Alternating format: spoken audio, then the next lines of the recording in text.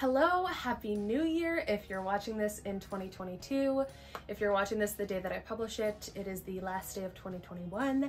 So happy almost New Year. Or if you're watching this in the way future, I don't know, 2022 and beyond, hopefully the pandemic is over. Woohoo! Let's manifest all together because we all need a little bit of joy in our lives. But yeah, Happy New Year. I am here to show you everything that I made in 2021. And as you can see, it is quite a lot. And this is not even including any of the 6 collections that I made for Dear Etta, because most of that stuff is with their new owners, which I just am so excited that that's a thing now. So I'm gonna share with you all that I made in 2021. It is quite a bit. I have little clips of everything so you can see how things fit. This is the good, the bad, and the ugly. This was a year of learning. This was a year of trial and error. So you'll see that as I go through everything that I made. If you enjoy this video and you want to see more of stuff that I'm making, more Dear Etta content, thrift with me, anything of that sort, definitely subscribe and leave a comment and like this video so I know that you want to see more. I really hope you enjoy this video and this journey. This year has been just like a magical year of me finding a true passion that I just love doing, and I'm just excited that I get to share it with my Dear Etta followers. If you don't follow, definitely go give that Instagram a follow. I took a little break over the holidays, but I am back and ready to get going on all my fun Dear Etta stuff. And follow along on @whatabbeywore. That is my Instagram, so you can see kind of my journey as I navigate full-time job, Dear Etta, YouTube, creative endeavors, etc., social life, if that exists. But yeah, I hope you enjoyed this video. Let's get on into it, and let's see what I made in 2021. Alrighty, so starting out with not my best work. This was self-drafted pattern. The shirt turned out great, adorable. This is my like classic Thelma top that you'll see a lot of throughout this, and also if you check out my website and my Instagram, that was something that I really honed in on. The Thelma top has elastic shoulders, arms, and waist, but the pants, as you'll see in the try-on, I did not line them for some reason. I don't know what I was thinking, but they are not lined, so they're quite see-through. So I also styled it as just the top with a pair of jeans so you can see just the silhouette. Definitely would make again, try again. Pants, I'd probably find some lining. The pants were self-drafted, so they were kind of a hot mess. But we're learning.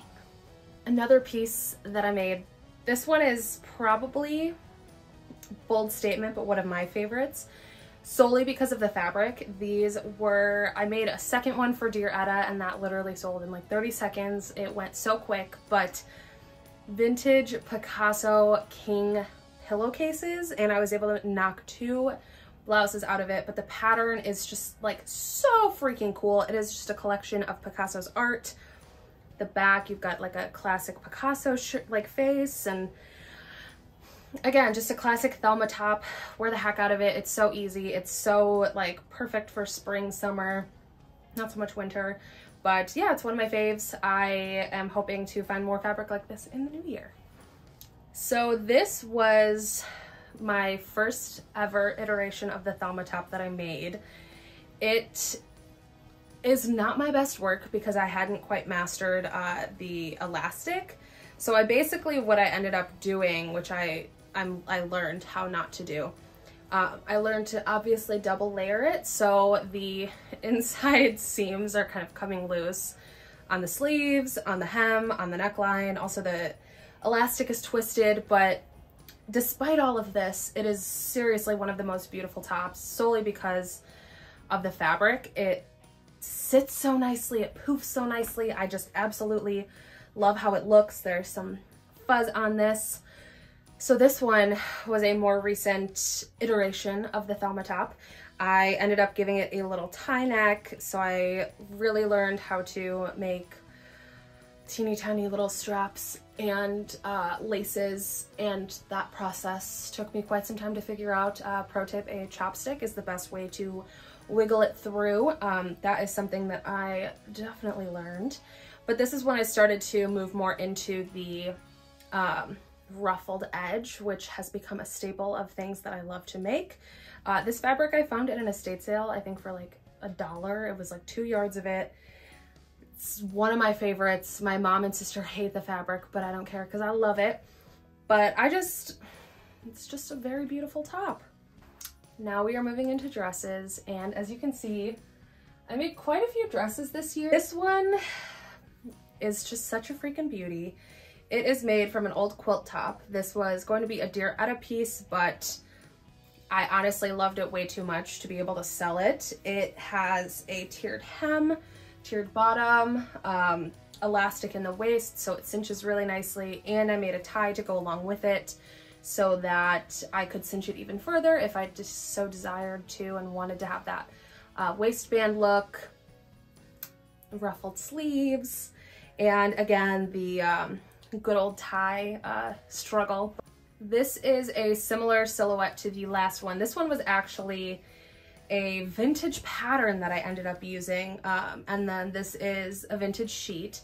So that is something that I loved. This one was interesting because I really learned how to do some gathering on it. So that is something that I learned. And yeah, it's just, again, a beautiful long flowy dress that I love. The neckline was interesting because it's like gathered here through with elastic and then not gathered in here. Don't super love that, but it's a-okay because this dress is just for me. I'd say this one's pretty self-explanatory. Real nice tie, super easy silhouette to make. This is something that I made quite a few of, sold a few on Dear Etta. It's just a really nice, easy linen dress to go on in the summertime when it's like 95 degrees in Chicago, and just to throw it on and get on going. So these next two I will show in tandem because they are both pretty much the exact same silhouette. This one just has a little ruffle on the edge. I just love these two. Just super easy, flowy dresses. I wore this one when we went on vacation in Door County. You could dress it up, dress it down. This one was actually a Dear Etta piece that I ended up keeping for myself just because I really love the fabric on it. It is just like literally the coolest. Again, with the gathering, you can see my Dear Etta logo in there. But these two were just easy throw-on dresses that I love, and I'm glad I got to make. Again, self-explanatory, just really nice extension of the Thelma top into like a little dress. I can't remember what I ended up naming this silhouette, but I did make quite a few of these for Dear Etta, and I plan to continue that into the new year. It's kind of like a little napper dress because it's literally made out of vintage sheets. So it is super comfortable, super cozy, soft, easy to throw on. It is like my go-to summer dress. Okay, these babies, these were a McCall's pattern that I ended up hacking to have a wider top and more pockets, etc., etc. I did a different shoulder strap than originally put in the original pattern. It's supposed to be like more of an overall, but these I ended up loving. I made these out of a vintage bark cloth, probably curtain, if I'm gonna be honest, that I found at a thrift store. They are just so cool on. I wore these for Thanksgiving. I made these for Thanksgiving. This guy I have only worn once. It is the fabric store pattern. I think it's the Sloan. So you can go, it's a free pattern that they have on their website that I ended up using. This one I made more in the summertime when I had gotten more technique under my belt. This one has the inset pockets, the collar, all that good stuff. Like I said, I have only worn it like once or twice just because I don't love how it fits on me. I would definitely, if I were to do something like this again, take the waist up and shorten the torso since it like is a little awkward on my proportions, but really great. Definitely recommend the fabric store patterns. Again, more like flowy summer Thelma-esque dresses. This one I wear all the time, although I definitely, like in filming the try-on portion of this, I realized is quite short, but what do I care? I'm 5'4", so I'm a teeny tiny little gal, and I don't mind having a little mini skirt. But this one brown gingham, I think, just speaks for itself. It is just like perfect. It's my go-to. This one, this was definitely my most worn piece of 2021 by far, because it was just so easy to throw on. You can also tuck it into jeans because the fabric is thin enough. Love it. This one was a definite learning experience. So this one, I tried drafting a new pattern. Didn't really work because I didn't really fully understand how to do a square neckline. So it looks a little bit like shit from the inside. And my seams are not that straight, but you know what? I wore the heck out of it. Nobody noticed except for myself, because I'm the only one that would get up close. I didn't quite know how to do the elastic. I didn't do like a channel, so not my best work, but I love the print. So I do wear the heck out of it. And I think I also tried to do pockets and those didn't work. So that's something I definitely need to work on in 2022, is inset pockets in dresses and pants and stuff, because it's not my strong suit. Hence why nothing really has inset pockets, but that's okay because it's just for your girl. So yeah, these two, just great throw on. These also were a pattern, I believe either Simplicity or McCall's. It was a vintage pattern that I found on eBay. I do a lot of eBaying. It's kind of a problem. But these were also kind of an experiment. I got a pattern that I thought was going to be too small on me, so I made them a little bit bigger. And now they're just kind of huge and I swim in them. I need to alter them so that they fit properly, but in order to alter them, I actually need to deconstruct the entire pant. I love how wide-legged they are, but I don't love the gathering on the waistband just because it makes me look bigger. But they're fun. They're funky. I love how wide-legged they are. But they're a vintage pattern, so that was kind of the aesthetic, like a late 70s pattern. So I'll try to get pictures of the patterns that I used if you want to go and hunt those down and see what vintage patterns I used, or modern patterns in the case of the overalls, so that if you want to make them, you're able to. Okay, so these babies, these are the Persephone pants by Anna Ellen Clothing, I think? Anna Ellen Clothing, or Anna Ellen Clothing, something of that nature. I will definitely link it below. These are like sewing Instagram, sewing TikTok, like these are the pants. If you are on any kind of sewing Instagram tags, you'll see these pants. They are basically like a 30s, 40s sailor pant, made very popular by like Jessie Cam, made well with their Emmett pants. Everlane has a pant that's super similar to these.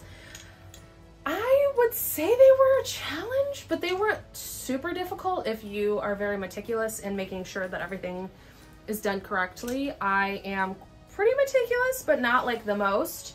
One thing I will say, I don't know why I did it, but I don't really love a button front on myself. But I thought for some reason this thicker material, which I ended up getting from Joann Fabrics, it's just their duck canvas, I thought they would be more flattering. They're flattering, but I just don't like a button front. So I know she has a zipper extension, which I think I'm gonna end up getting. And I'll definitely remake these because I'm obsessed with the leg. The wide leg is like the most perfect silhouette. I love it. I didn't used to, I do now. But yeah, I made these, love them. I would add pockets next time. Finally, we're getting into coats. This was one of the first ones that I made that I ended up adapting as a silhouette for Dear Etta. This is not definitely my finest work, but I made this I think in like 2 hours one morning when I head off. It was rainy, it was crap outside, but I just love, it's so simple, so easy, so comfortable. It's made out of like a vintage, I don't know, liner, like bed liner fabric, so I like bleached the heck out of it before I used it, obviously. But I love it. I made a pair of little matching shorts, which was a very interesting experience. I'll see if I can find the pattern that I used for those. It was a free pattern, and I also totally hacked it to be a different silhouette and all that stuff, but I'll link the original pattern, so if you want a little pair of shorts, you can make them. Here we are into one of my camper coats that I sell on Dear Etta. This is my favorite silhouette. It also tends to be my Dear Etta people's favorite silhouette. It is made from a vintage camp blanket. Love it. It's so warm, it's so cozy. I love making these camper blankets because it's literally just like wearing a blanket out in public. And I love the fringe. I like to keep the original fringe of the blanket and incorporate it into the jacket just because I feel like it's really fun. But yeah, check out dearetta.com if you're interested in seeing more jackets like this. So this is another coat. I put my label in it. This one was for me.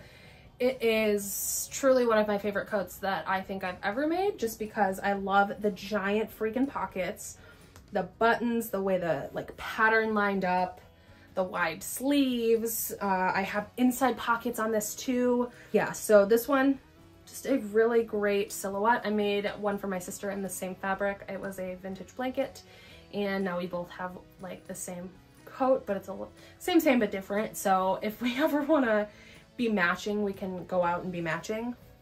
So this one was made out of a vintage serape, I believe is what it's called. I found it, like 2 of them at an estate sale, and I was like, oh my god, that would make the coolest blanket coat. And then I started putting it together, and this is very loosely woven together. So needless to say, it started to come apart instantly when I cut it, and I was like, I have to forge ahead. I'm going to use zigzag stitches. I'm going to serger it together. Did not work, needless to say. So I really have not worn this because it like is literally just like falling apart as we speak. It is so tragic. It makes me so sad. You can see, I think, I don't know, but it makes me really freaking depressed because it is so kick-ass, and tragically it falls apart. I'd love for this to be a thing that I can make for Dear Etta. I love it so much, but I don't want people to buy things and then have it fall apart on them. So this one I'd say was a bit of a fail solely because of the fabric. Love the silhouette though. It's like supposed to be like a kimono robe style, and love it. Would make it again, but just in a different fabric. Okay, last but not least is the coat that started it all. It started it all. Everything that has come my way in the way of YouTube. This is my most viewed video. In the way of Instagram, people follow me because they saw that video. And in the way of Dear Etta, this piece started everything. It started my journey into sewing because I was like, holy shit, freaking love doing this. And I love the fact that I was able to make something like this. It is just like such an amazing piece that I love so much. This one was made from the fabric store Paloa pattern, I think. It's like their chore coat, but I like hacked it. This one, it's just great. It was definitely a big learning lesson for me, if I'm gonna be real. Like the shoulders are kind of coming undone. Like the back shoulder here is coming undone. The neckline I cut screwily and I had to piece it together. You can see the like quilt lining, etc, etc. But regardless of where it is now, it really kind of shows me where I've come from and all that I have done and the skill that I have obtained this year in sewing, just through like constantly sewing and constantly like enjoying what I'm doing. I'm like weirdly getting emotional now talking about this, but I just love doing this, and I hope that you guys also enjoyed watching this and seeing all the things that I made this year and seeing the journey that I've come through in starting sewing to literally starting my own business. It is just like a magical experience and a magical time that I get to do, and I really am like grateful every single day that I wake up and I think, holy shit, God has blessed me. The universe has blessed me with this gift, and I'm glad I get to do it. And I hope you enjoyed this video. If you did, make sure to like, subscribe, and check me out on both Instagrams, whatabbeywore and Dear Etta Vintage, so that you can follow my sewing journey and my business journey and my life journey as things continue. I am super jazzed about the new year and all that is coming and all the good that's coming. I hope you feel the same. Despite maybe things that are going on in the world, I hope you feel hope and excitement and joy about things that are gonna happen. So I wish you all a super happy new year. I hope you had a great year and you have a great one ahead. I will see you guys in the next one and in the new year. Alrighty, bye guys.